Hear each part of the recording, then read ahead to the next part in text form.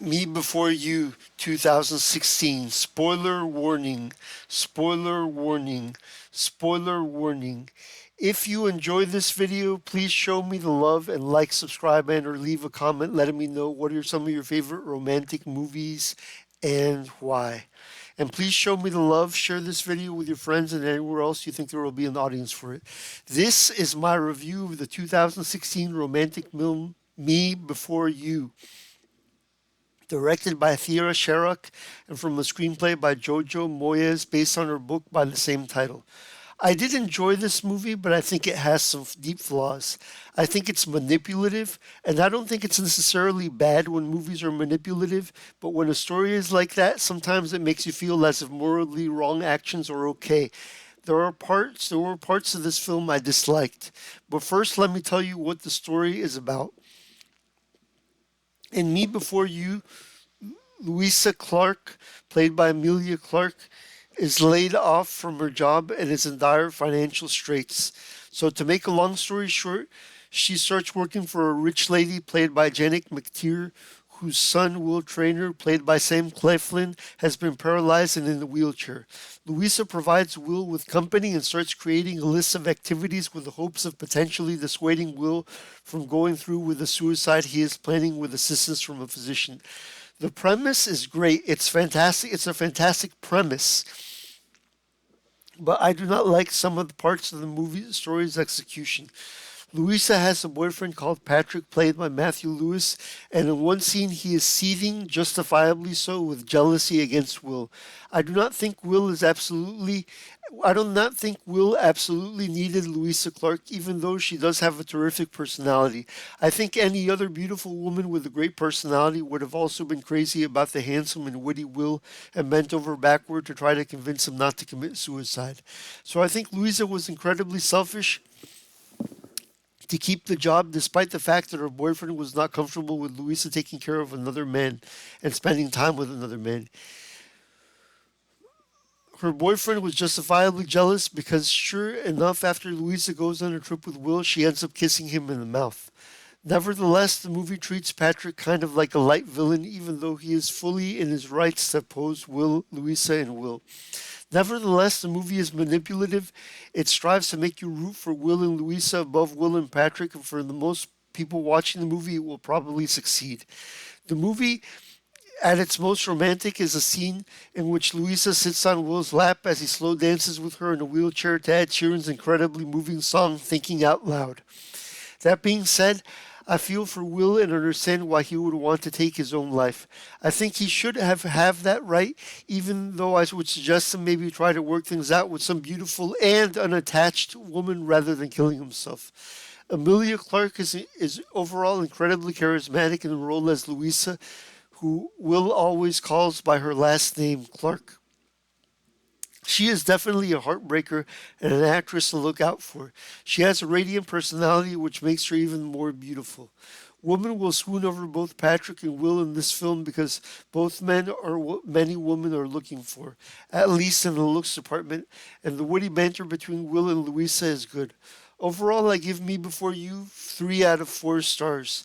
I hope they make a sequel for it in film form because there is already a sequel in novel form called After You or something like that. And I think a trilogy. I think it's part of a trilogy, if I'm not mistaken. Yeah. The film is popular among my lady friends, and I can understand why. Even though I can feel sorry, I also feel sorry for Patrick and want to know what happened between Patrick and Louisa at the end. He definitely got the short end of the stick. Not saying that Will didn't, but Patrick did too, in a sense. Patrick really cared for Louisa, but by the end of the movie, he was pretty much just abandoned. But overall, nevertheless, the movie was good.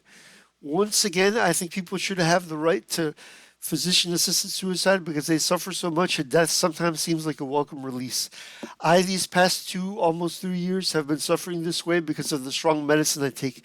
Before taking the medicine, I did not feel this way, so I know in my case I probably just have to stop taking this medicine so I can feel better, but the situation is complicated due to my mom having legal rights over me, so I have to keep taking this medicine even though it makes me feel terrible. If you enjoyed this video, please show me the love. Please subscribe to be alerted of future videos reviewing movies and books and presenting my own stories. And please show me the love and like this video and leave a comment letting me know what are some of your favorite romantic movies and why.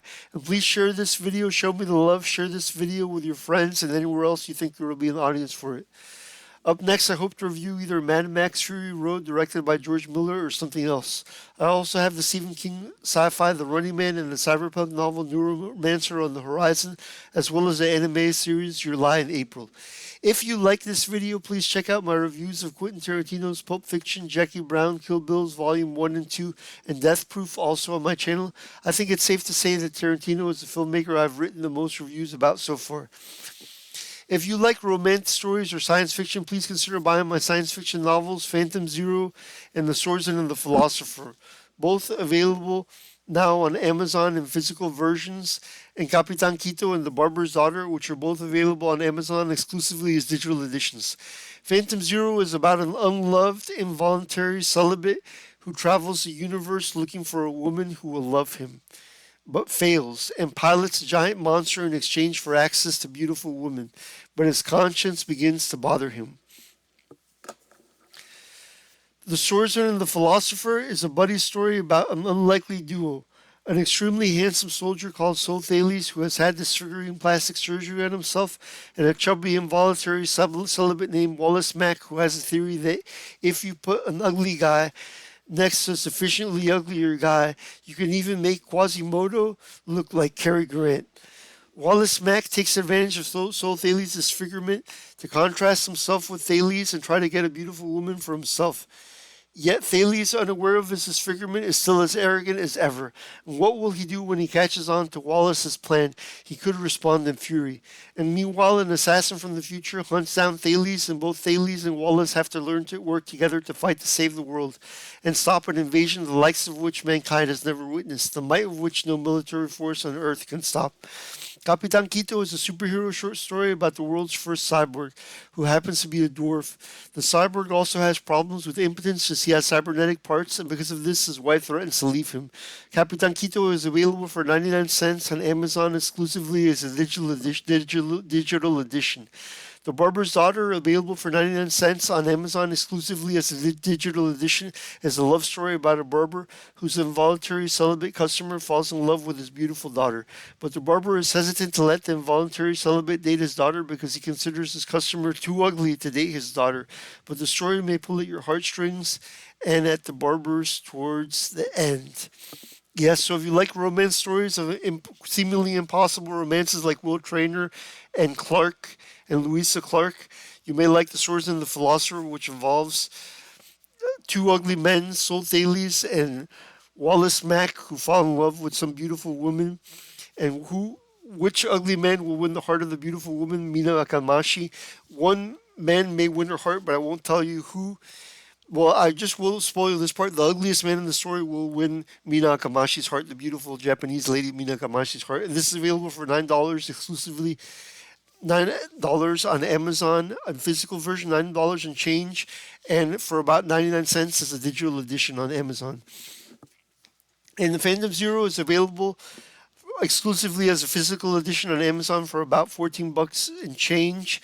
And it's about an unloved dwarf who considers himself ugly, who's looking for a beautiful woman, and he falls in love with two beautiful Chinese women. One's called Diagada, the other is called, not a traditional Chinese name, of course, and the other is called Xiao Xing Ling.